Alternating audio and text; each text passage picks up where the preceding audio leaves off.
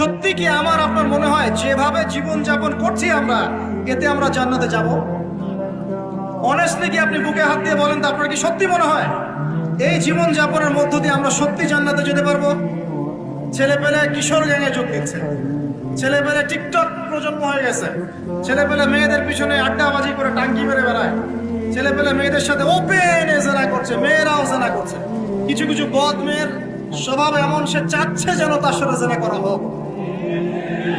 চুল খুলে নগ্ন হয়ে রাস্তাঘাটে ঘুরে বেড়াচ্ছে। বাড়ির মেয়েরা পর্দা করছে না, মা পর্দা করছে না, বোন পর্দা করছে না, স্ত্রী পর্দা করছে না। দিব্যি বাসায় সুদের টাকা ঢুকছে, হারামের টাকা ঢুকছে, দুর্নীতির টাকা ঢুকছে, ঘুষের টাকা ঢুকছে। সত্যি মনে হয় যে এইভাবে আমল করে আমরা জান্নাতে যেতে পারবো?